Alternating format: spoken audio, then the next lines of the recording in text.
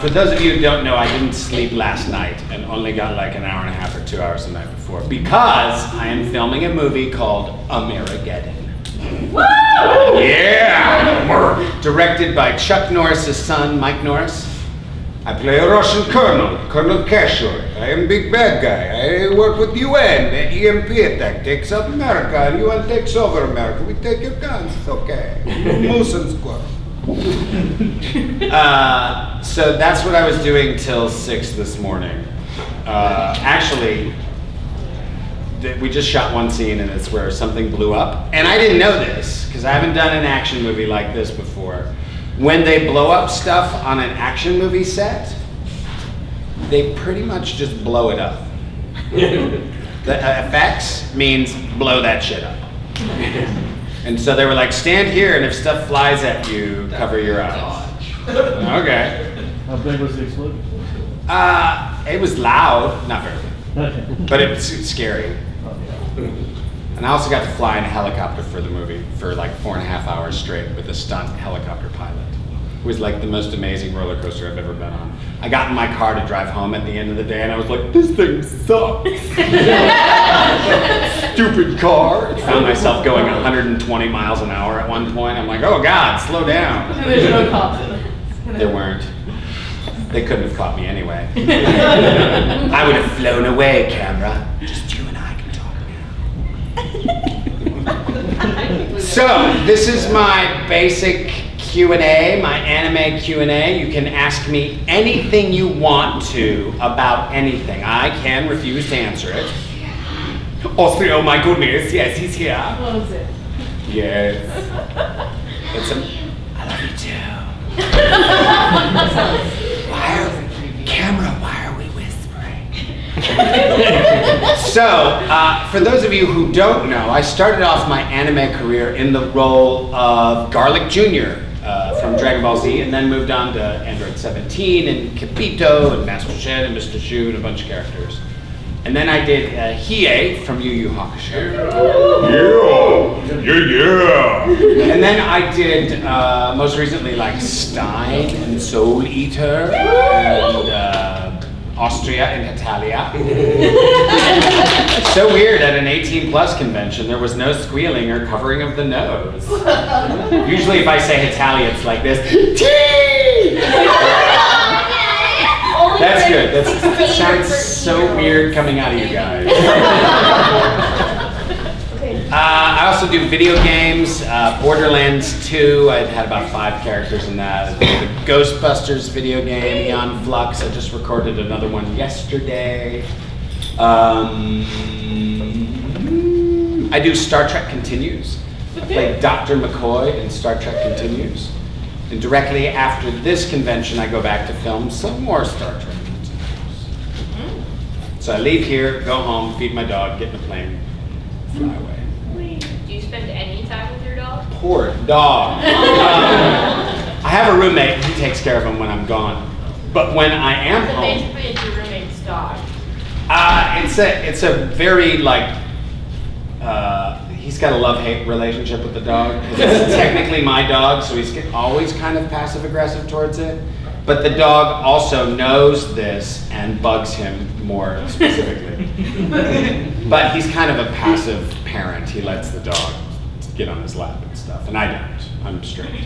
But when I am home, I take my dog for a walk. He's a Border Collie Australian mix. And I take him for a walk. I have like a 25-foot retractable, one of those retractable cords. And I have this little skate called a soul skate. It's got 2 wheels in the front and 1 in the back, and you kind of ride with 1 foot on it and 1 on the little peg that's on the back of it. And I go zooming through the neighborhood, and it kind of looks like I'm floating. Because it's a real low profile thing, and you can't see it over the curb, so it looks like I'm going floating down the street. Yeah, I look like a ninja. I am the Buddha Ninja Skateboard Dog Walker. Trick. Yes, and my dog's name is Zorro, and that's all I can say about my dog. When he doesn't like what's in his dog dish, or he's just not hungry that day, he picks up a towel and covers it. Oh, really? That's the comment you wish to make about the food? It's just so it doesn't go stale. Yeah, that's what it's saying. It's like, leave out some Ziploc bags, would ya? Stupid parents. Are there any questions? I've given you my CV, also known as curriculum vitae or work of life. Yes? Has there ever been a line where you're just kind of like, why do I have to say this? Why? Yes. To be a man, you must have on the penis. Thank you. Repeat that, I didn't hear that. I didn't know we were Shin's dad until I looked it up and I was like, you're Shin's Yes, dad. I played Hiro Nohara in Shin-Chan, which was a very fun series to record. I had a lot Very, of very. There was one time, like, Hiro comes home from work and he's in all his work clothes, and like the lights change and the stripper pole comes out and it's all like, ooh, hot for Hiro, so hot. And I'm not really a stripper. So I was embarrassed doing that, and they're like, no, sexier. And I'm like, ooh, baby. And I'm not a new baby. I'm more of a, ooh, baby. Because babies are cute. And then the engineer and the director were like, this is really funny. So they locked me in the booth and then like brought other people in to watch me watching myself be watched doing a striptease. And I was like in the booth like this, like, let me out. Just had to hide while my ears turned bright red and exploded. But now, my ears exploded. Any other questions? All right, it's been a great panel. I'm gonna let y'all watch me nap. Yes. What was your favorite role of all the characters you voiced? You know, it's I always like 99.9% of the characters I voice. Typically, what and I get this question a lot. That the real answer is Hiei from Yu Yu Hakusho. Yeah. And the reason he's my favorite is I had never been to a convention until Yu Yu Hakusho, and they were like, "Hey Chuck, you're gonna go to a convention," and I was like, "Okay." What do I do? Like pass out flyers? Watch my show. Yu Yu Hakusho. And they're like, no, you're gonna sign autographs. And I was like, you're stupid. And they were like, oh, you're stupid. You don't understand. Here's your plane ticket. And I'm like, free plane ticket? And they're like, yeah, we're gonna put you up in a hotel. I'm like, what is going on? You guys are being really nice to me. And they were like, no, you're gonna sign autographs because it's a big success, the show, and people want to meet you. And I was like, you're crazy. Like, I thought they were nuts. I was like, actually, I was kind of arrogant. I was like, they don't know what they're doing. There's gonna be nobody there for my autograph. And I got to the autograph session. They keep the line sort of queued away from the table. And I was like, see, guys, nobody here. And they were like, no, that.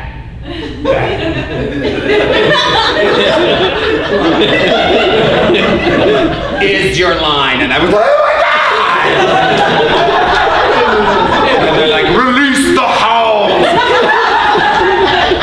And like for the first 11 minutes, it was a little terrifying. Because those are the people who'd been in line like since the Tuesday before.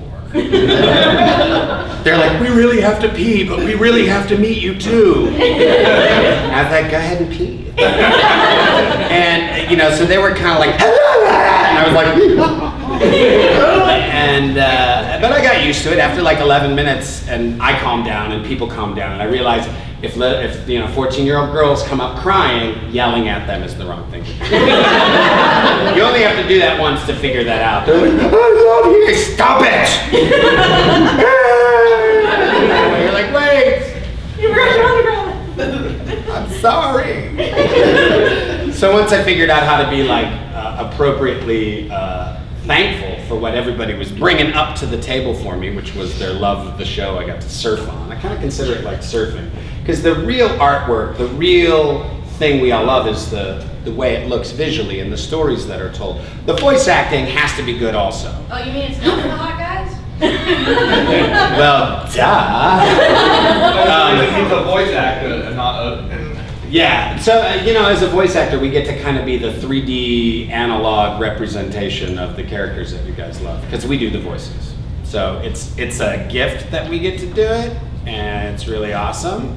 And only because you guys are awesome is the only reason I'm here, because I finished work at 6 this morning and drove 3 hours, and now I'm here.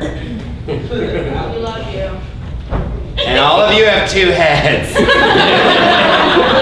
Not really, camera. Not you. Don't worry, camera. You look fine, camera. Yeah, you're great. I wouldn't worry about it, camera. You look awesome.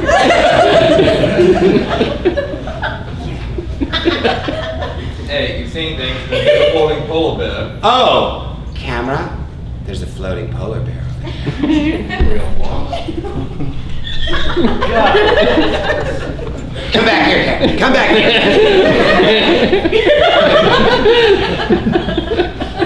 You look great.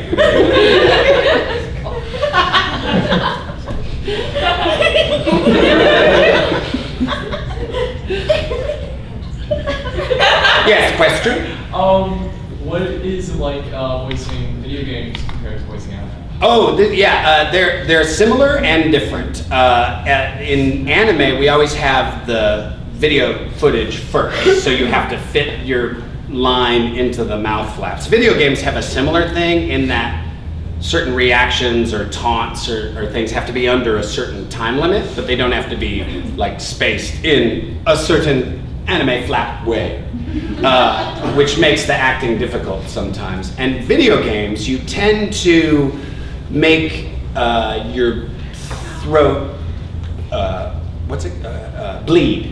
There's a lot of blood in your throat from the screaming and the yelling and the dying, because they'll have like a list of reactions like falls off cliff and you're like, ah! They're like falls off cliff after getting hit in head with spear and you're like, ah! Like hit in head with spear, falls off cliff, starts on fire and you're like, what happened to this guy? Oh, and then you're dead. So you do a lot of screaming that you don't necessarily do in anime. Anime, of course, like you can get into the story and do, some really interesting acting. And so, like Summer Wars was a really great one. Full Metal Alchemist, of course.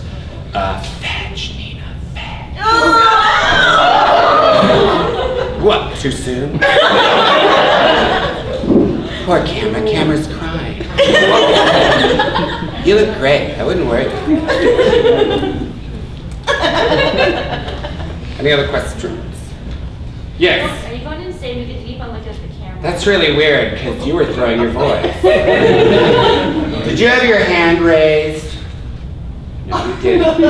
You just. I'm Romano. I don't got to do You just eat your pastry, Ramon.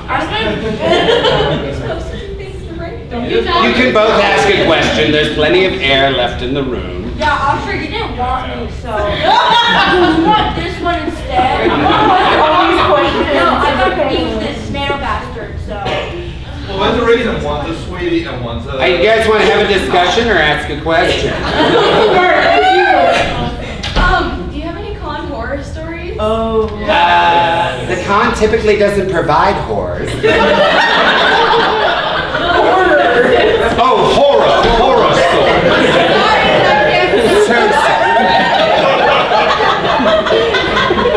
Horror story, I like that. Yeah. Let's go with that. Horror story. Let's go with horror stories. I have absolutely zero con horror stories. We're aging up, bro. Right, no. One time I was at a panel and a girl asked Vic Mignogna and I to touch her glass eye. She's like, would you touch my glass eye? And we were like, Was it in her head? hell yeah! Bring that bad boy up here. She came up and we were like, oh God! Because it was like a 14-year-old girl that we were poking in the eye. Typically you get in trouble for that, because that hurts. People were walking in the room like, what's going on? Why are they poking that girl in the eye? Chuck, who was more pussy-footed? abstract water now. I didn't understand the question, so I just answered obliquely. Who was more of course a guy? Oh, I understand the question now. Obviously you haven't been in Texas long enough. Only 17 years. And obviously not South Texas. That's correct. North Texas, which isn't really Texas. Who was more? Neither of us. We both thought it was awesome. Okay. Cause she was awesome, man. Cause she cosplays as a zombie. She like pops her eye out before it squirts blood in it. People are like, "Oh my God, your cosplay's amazing. How'd you do it?" Riding my bike when I was 6. Was that literally the story? Yeah, man. Like anime kids, y'all are crazy. You're like, my eye's out, and that's awesome. Like you turn the biggest scars and faults that you have into the thing that I'm gonna dress that up and call it me. Sounds like acting. Yeah, it is. We're all a bit of actors on the inside and the outside. And in, all over. Yeah, and in our pockets. Their clothes. He's really tired, camera. You know, Yes, question. Do you have a lot of interaction with your other fellow actors? Are you in a room together when you're doing the readings? No, typically we're by ourselves. It's an engineer, a director, and then the actor in the booth. We did do a Dragon Age movie, and we did that with all the actors together. So a lot of those scenes, that was prelay, where you get to record it first and, then they animate it afterwards. Do you rehearse together at all? Yeah, we did for that one. That was weird. After 12 years or 13 years of working with all these people, suddenly we were all in a room around a table reading a script. And we're all actors, like legit stage and film and TV actors too, so we're comfortable with sitting around a table and reading the pilot episode or reading the first read through of the play. But this was Funimation, and it's all our anime friends, and we're suddenly like, this is weird. But it was really a lot of fun. It was really cool to see everyone, like apply their skills in a different way. But yeah, I do the Star Trek series with Todd and Vic, so we get to hang out for a couple weeks, 3 weeks every year, and we have a lot of fun. It's very serious business, Star Trek. It's a lot of hard professional work, but we have a lot of fun. Right in between all the seriousness. There was one episode where Todd had a fake goatee. It was the Mirror Mirror episode.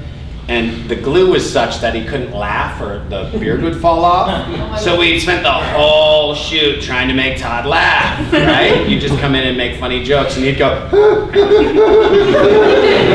he'd have to run out of the room trying not to laugh, trying not to move his lips while laughing. I can use words. Shut up, Cameron. Any other questions? Yes. Were there any specific lines or maybe like specific kinds of lines that you hate? I'll tell you this, there were, Jared Hedges wrote Shin-Chan, and he wrote it like he crossed all the lines. And there were a couple of times where he crossed lines that I was like, I don't think he understands what line he's crossing here. I'm not gonna say that joke. He was I could tell he was just being flip, but he was being inadvertently, his white was showing a little bit too much as red. I'm gonna make a joke about diseases in Africa, and it's like, that's a little racist. I'm not gonna say that. And so we change it. But that's sort of the price you pay when you're writing that type of comedy. You gotta be pushing the envelope and trying to break the boundaries and rub people the wrong way. But only to protect the integrity of the writers and the show. Other than that, I'll say whatever line you write. Yes. Any examples? Of lines? The lines you refuse to say. Lines that, the one I'm specifically thinking, it was like Shin-Chan, and it was like water was leaking through a roof, and it was something about, I don't know, diseased children in Africa or something. And I was like, let's connect. I think I said, let's not say diseased children in Africa. Let's say butt juice. Which is also, that's, to me, was better. Stop judging, Cameron. Stop it with your judgment. That's gonna be a really weird video. Yes, here.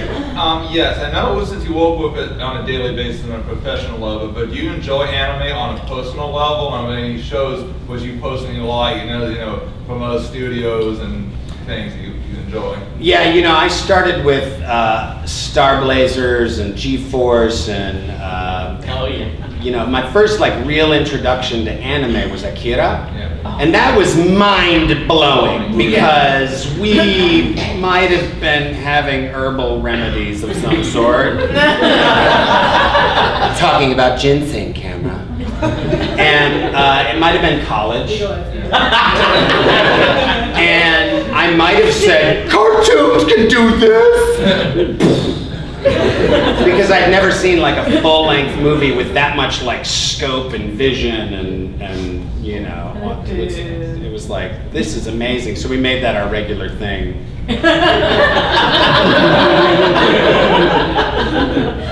And every weekend we'd rent an anime from this really cool video store that was in Chicago. No. Blockbuster had no anime.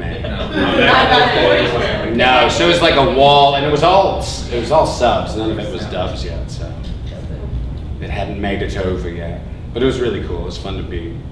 It's you guys. Everything is available to you now, on your phone in your pocket, pretty much the whole world right there.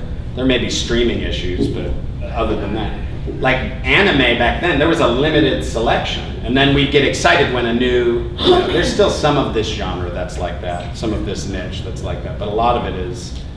We have access to all of it all the time, and that's where you guys start taking over and making up your own stuff out of it and doing your own fan things, which I always did.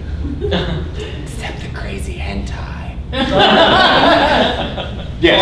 Follow up, since I'm Alright. not my usual character, but since you're an old school anime fan, are you a Ranma fan or Takahashi fan of any sort? Like UI, Mason Goku, Ranma, anything like that?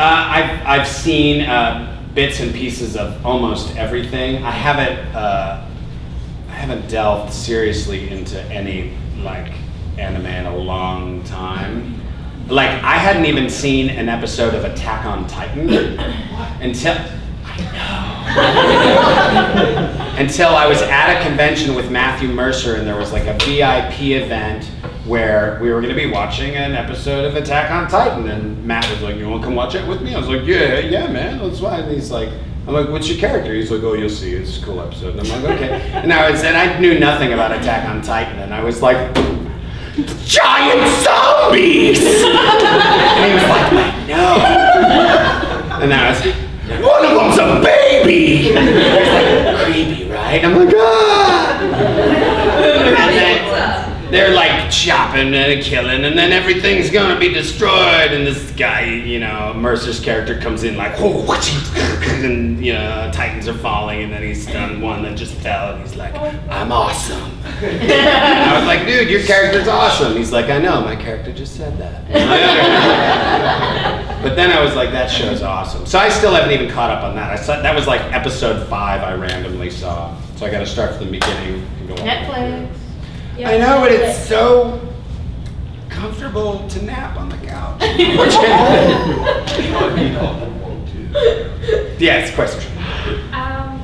So I know some old school voice actors have done hentai in the past. Right. Would you ever consider doing it? Hey, I believe everybody has a right to whatever they want to have in their brains, so long as you're not hurting other people. I personally don't like tentacles anywhere near my sex. Keep those separate. But yeah, hentai's not my thing. It's not my thing.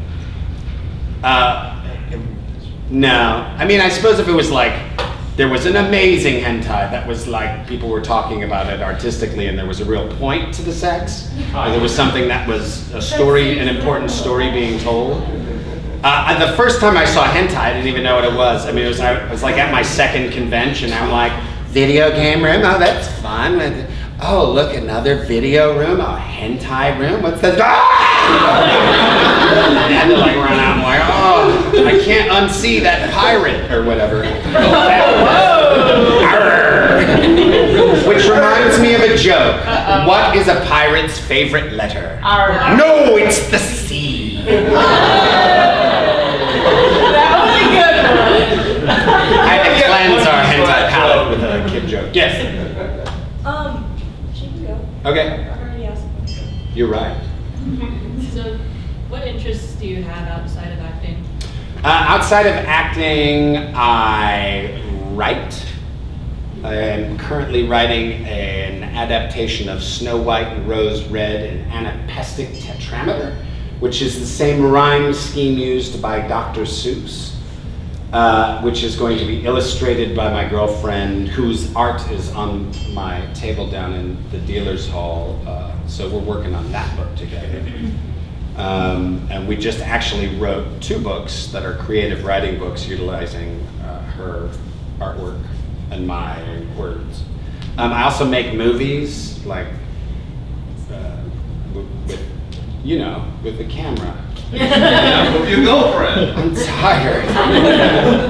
And I like to bake bread. I like to play with my children. I like to just be present for them, not necessarily like, I'm Mr. Super Activity. We're gonna go from this thing to this thing to. I like to just be there and let them be and see what they want to do next, and then just be available to do that. That's the cool thing about my job, is that I have a lot of free time where it's like, I don't have to do anything. So, which is good for having children, because they like to be driven places and reach things on high shelves. And occasionally stuff all the toilet paper down the toilet. Yes. What is the strangest thing that you've ever autographed? The strangest thing was also the most awesome thing, and that was this Iraq vet came up to the table and he was like,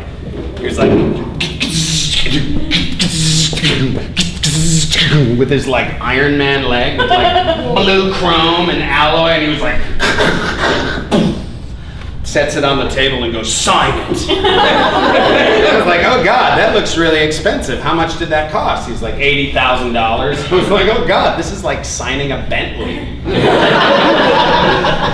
And he was like, sign it. I'm like, yes, sir. And he signed it. Called him Mr. Grumpy Leg. But I typically do that with people I like to point out everything that's wrong with all of us. Why not? We're okay. Yeah. It's an anime crowd. Yeah. There's nothing wrong with me here. There's a reason we're here. The reason we're here is for the joy in our hearts. And possibly parties. Oh my God, yay. Yes. Her birthday was on Thursday.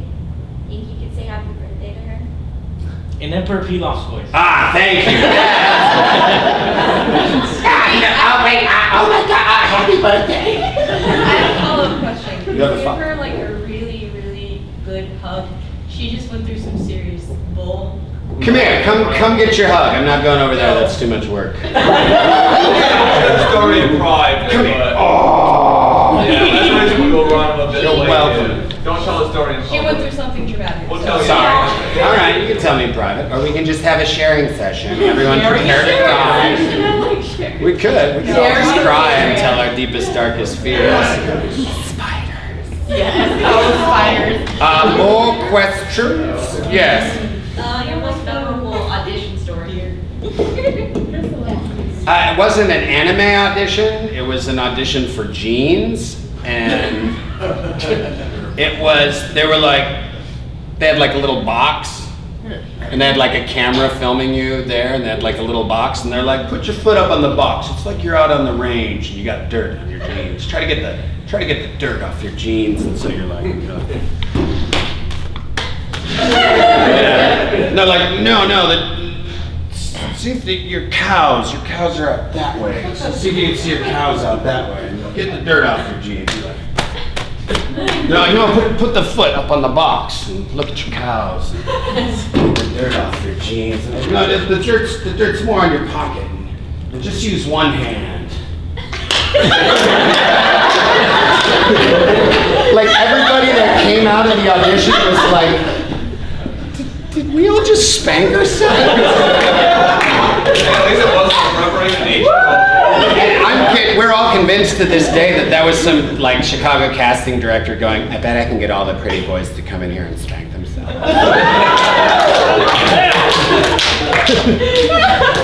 That was an awkward audition story. Because everybody had the same look when they came out. Like, did you spank yourself? Because I totally just like spanked myself. But it is a good metaphor for what it is like to be an actor. Sometimes it's just about randomly spanking yourself. Don't judge, camera. Oh, too late. Camera's judging you always. More questions? Yes. I guess I'll ask one. What was your favorite moment as playing Stein? Stein? When he loses it. Because you don't really get to laugh like that in life, or if you do, they lock you up shortly after. Welcome to McDonald's, sir. We're gonna take your order. A Big Mac.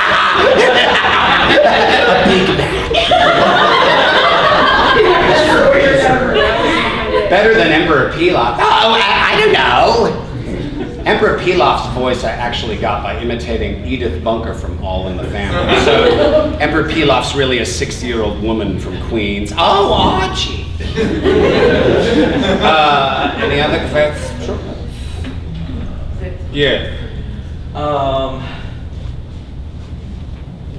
Damn, I forgot my question. Okay. Question over here. Did you ever get to dissect the endangered bird, Stein? No.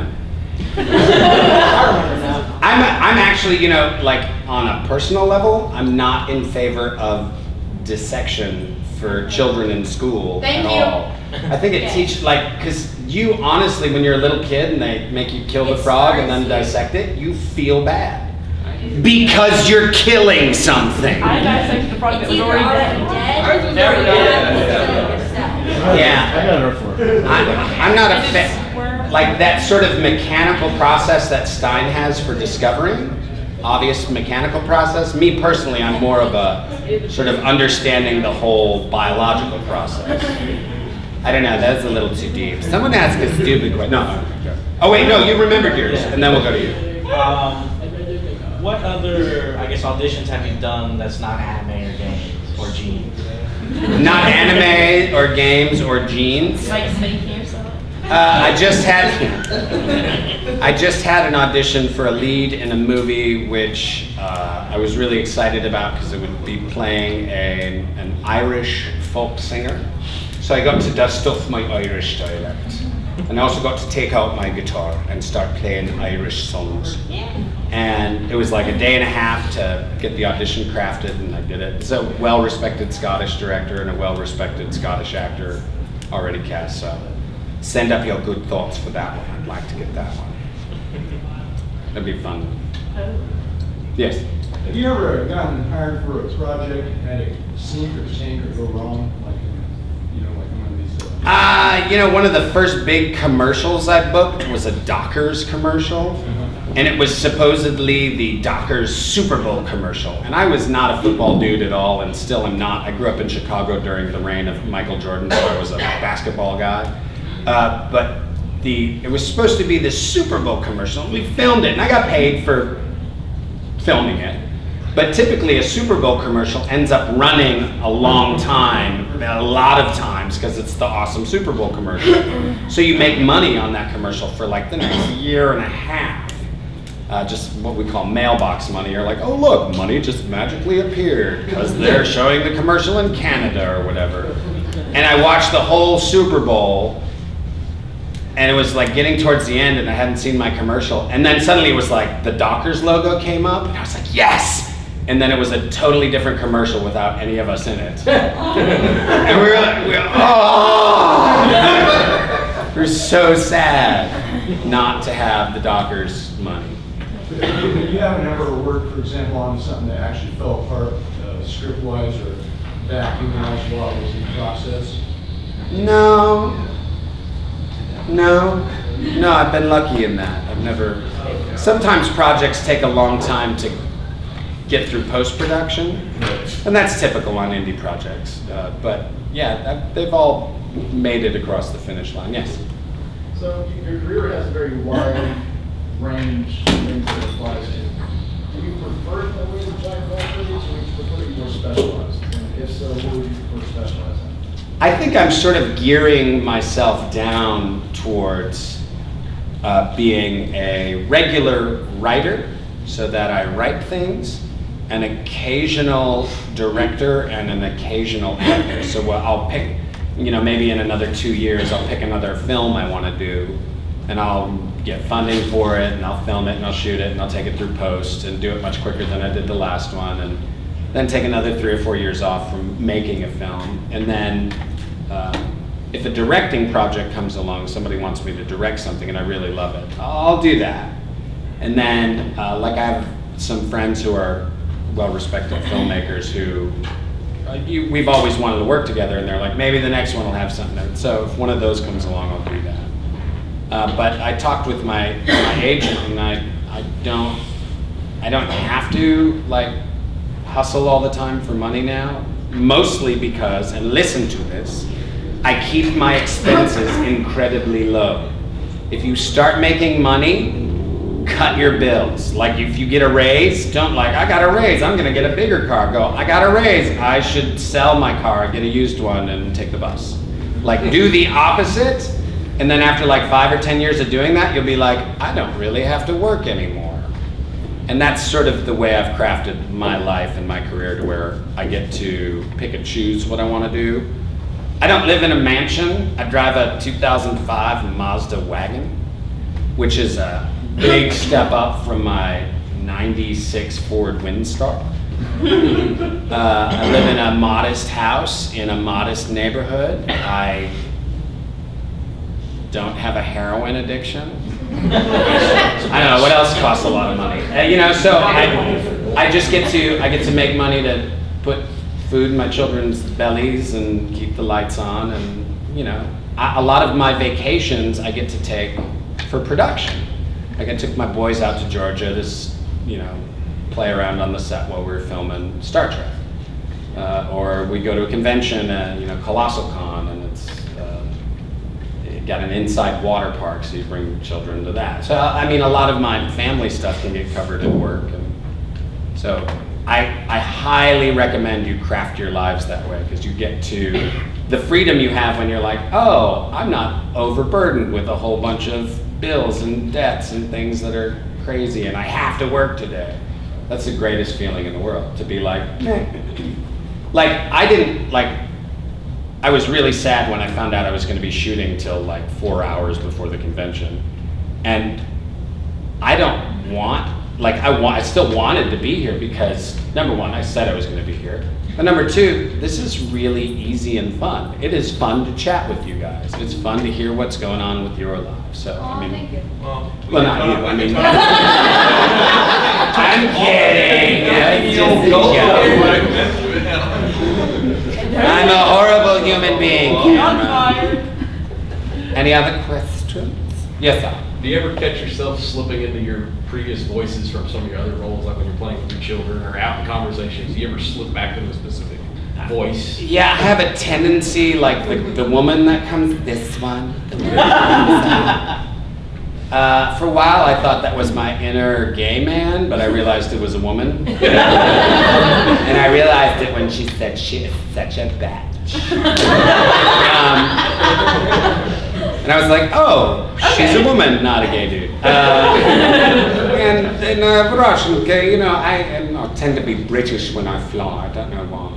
People treat you better and think you're smarter than you really are. Unless you were that guy I had to fly with to Germany. Ted? Did you fly with Ted? He got kicked off the plane though. Oh, did he? Too much waving of his pinky? Oh, drinking, I get it, sorry. I'm slow sometimes, I don't get hand signals. Father Abraham, 7 sons. Come on, summer Bible camp. More question?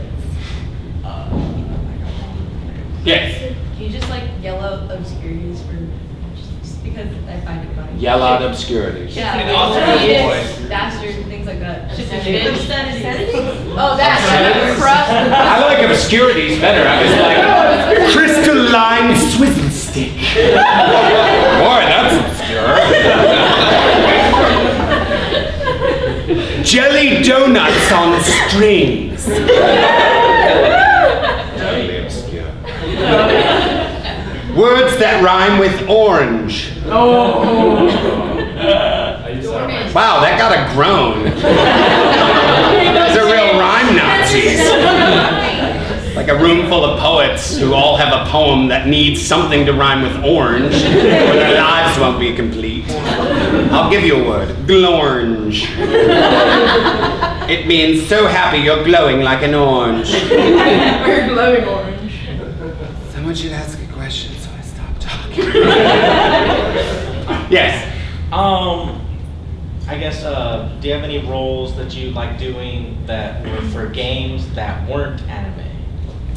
Yeah, you know, I got to play Borderlands 2. My best friend was out of town for a couple weeks, and I house sat his house. I have a Wii U, and it's mostly for the kids. And he's got like the Xbox and the PlayStation and all that stuff. So he had Borderlands 2, GTA 5, was it 5? Yeah. And BioShock. So for 10 days, I was memorizing Petruchio and Taming of the Shrew for a gig, and then playing BioShock, Borderlands 2, and GTA 5. And playing Borderlands 2, she's leaving because she hates me. Go, I'm only teasing. Playing Borderlands 2 was really fun because it was voiced by everybody I know. So it was like being in a game with all your friends. And then occasionally you would kill them. And occasionally it was fun. Nevermore. You are a bunch of poets. Wait, we didn't know it. Poe reference? Poe. Yeah. Okay, good. Ah, yes, question. Forgive me for not knowing. I haven't gotten to Borderlands 2 yet. All right. Who did you do in Borderlands? I was Mick Zafford and like 4 or 5 other characters that I always forget. Did you ever kill yourself? Suicide is wrong. No, I never killed myself. Yes. We kind of just like listening to the sound of your voice, so if you could talk forever, what would you talk about?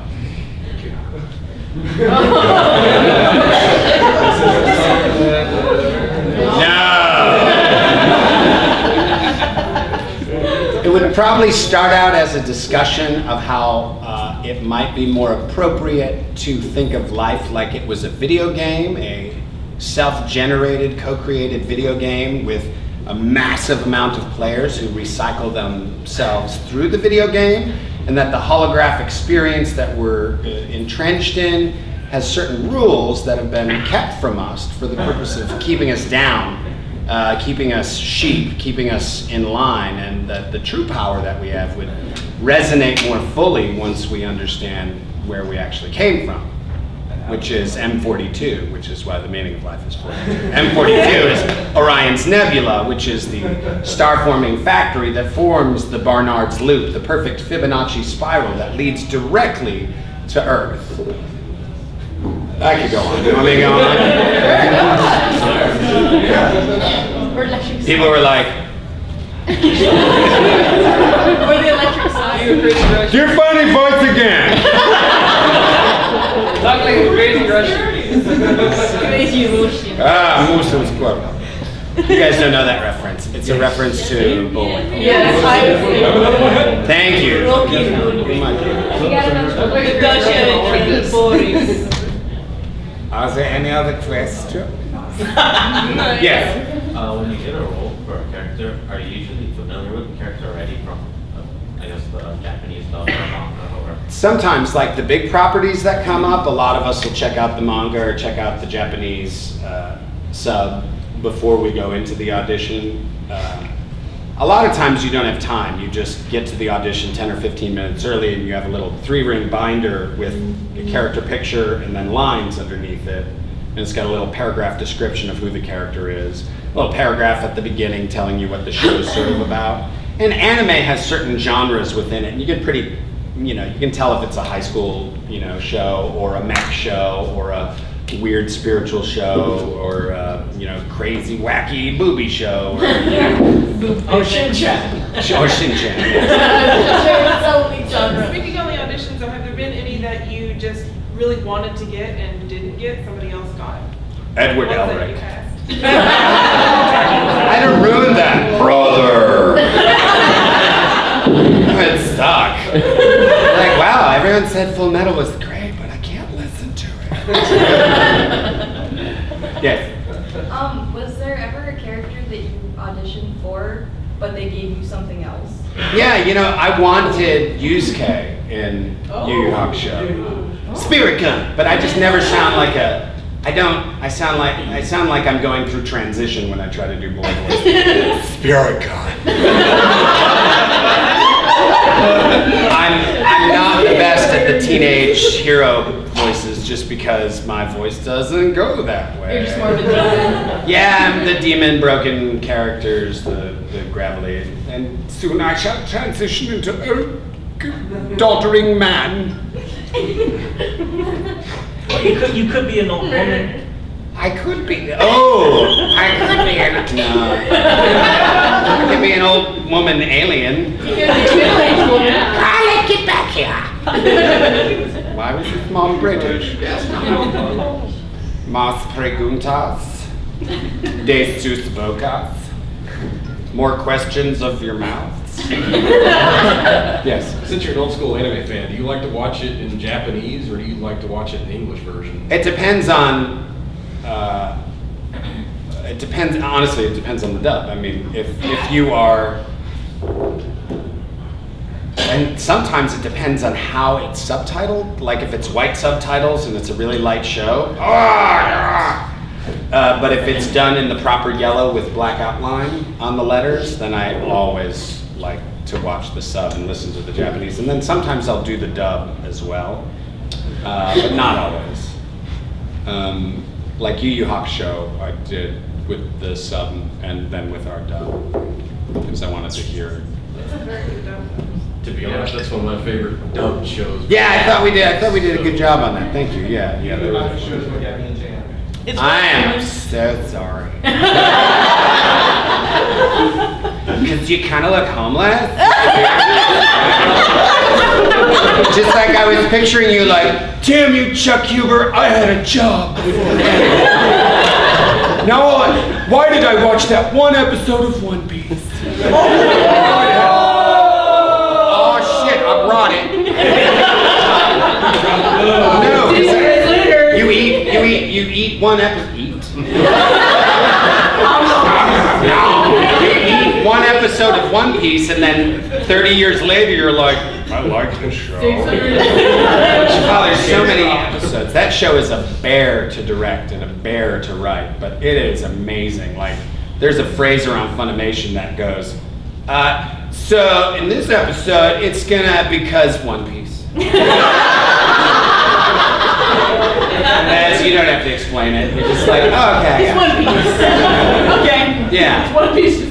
I got it. Yeah, a lot of episodes. Are those my legs or are those thoughts?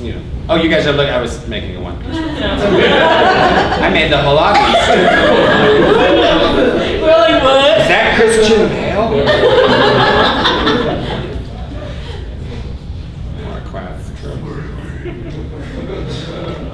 Yeah. Did you ever have those moments where you found it awkward to listen to your own voice? Oh God. I mean, we all do this. We all hear our voice, right, on tape, and we're like, who's that whiny dork? And it's interesting because a baby, when a baby is very, very little, it's not put any judgments on its own voice. It doesn't give a shit. It just is like, I'm hungry. You know, it can go for hours screaming at the top of its lungs because it's got a perfectly open instrument. It's got a perfectly pure way of communicating. And then as you grow up, it's like, stop, be quiet, shh. You know, oh, you're too loud. No, that's stupid. Don't sing. Dancing's for gay people or whatever. And it totally is. Damn gays, get off good stuff.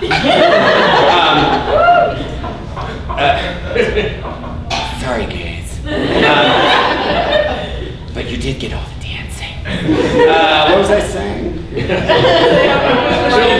Oh yeah, so you know, like we start judging our own voice, and I can't hear myself in an anime typically because I'm like, faker, faking it, lies, it's all lies, because I can hear the lie in my voice. I can hear when I'm faking it, because you can't be 100% all the time. That's just. I mean, you can, but it's just never going to be perfect or the way you want it in anime. There's always all these other factors sort of adjusting the read you want it to be. But yeah, I can't listen to anime with my voice in it. I can, it's just it takes me the suspension of disbelief is gone, so I can't enjoy the story. So a lot of times I don't listen to me. And I know I'm a good actor. I know I've practiced and I've got skill, but I just sound like me. I don't sound like the character, and I'm like, There's a couple times I've had characters that didn't sound like me very much. Blue Note and Fairy Tale was one. I was like, I'm gonna listen to that, because that didn't sound like me. But yeah, the judgments we put on our voices make it so that like baby can scream for hours and hours, but you can't. You can scream for about maybe 10 minutes at the top of your lungs, and then your voice is gone, because we put all this judgment and tension in our voice. And it's interesting because if you are able to speak clearly, if you are able to speak with distinction, you will be considered more powerful, you will be considered more intelligent, you will be considered a leader. So I encourage you, every opportunity you get to, one, practice tongue twisters. Look them up on the internet, pick one a week. She sells seashells by the seashore. My favorite one to pass out is Peggy Babcock. If you can learn to do Peggy Babcock, Peggy Babcock, Peggy Babcock, you're gonna have some real facility with your mouth. Everyone try it. Ready? Peggy Babcock. Yeah, you all said Pebby. Peggy Babcock, Peggy Babcock. But it's a good one to practice, and you always practice slowly and make them faster and faster. And then you have skills that nobody else has, and you get to practice it in your car by yourself with nobody watching. Nobody can judge you except Just the guy in the car next to you. Yes. Sometimes I'll be going to a theater gig and I forget that everybody doesn't vocalize and do their vocal warm-ups while going to their job, and I'll be like driving to the theater like, and then I'll get out like, oh, I need a Gatorade, so I'm like, ha, ga, ga, ga, while I'm in the gas station, you know, like, and the guy behind the counter is like, are you okay? Yes, I'm an actor. Yeah, that makes sense. Yes, question. I was wondering, are there any voice actors that you look up to or think somewhat highly of or anything? Yeah, many of them. I'd say, you know, Vic and Todd have an incredible skill set for what they do. They're able to nail their lines really, really quick. I got to direct Lucy Christian in, I sub-directed one day. Watching her work was amazing. Chris Sabat does amazing. Everybody does really, really good work.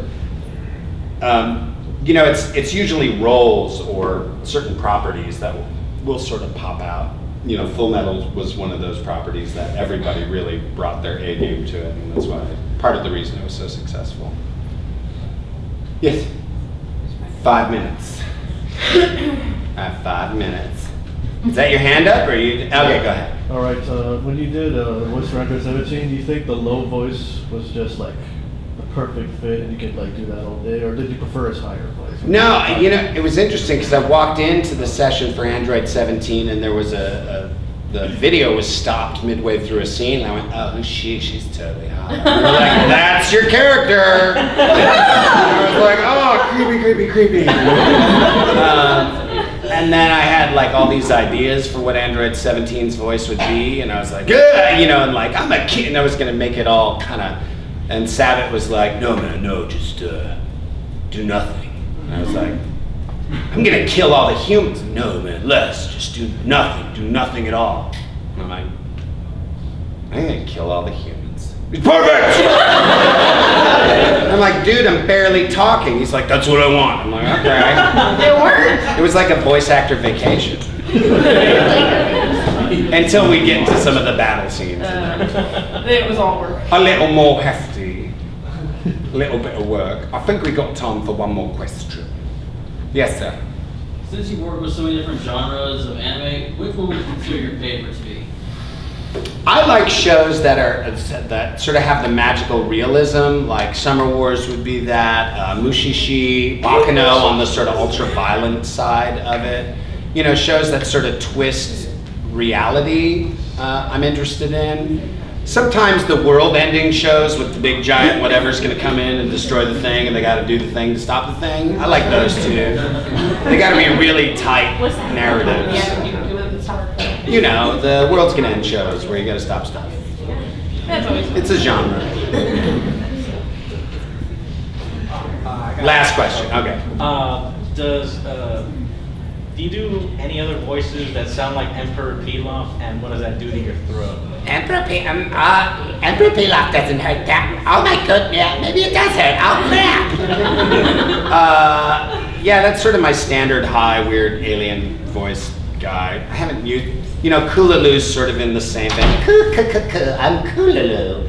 But a lot of it, you know, comes down to the writing and how the sort of attitude and intention and disposition and obstacles that the individual characters have. That's what makes them different.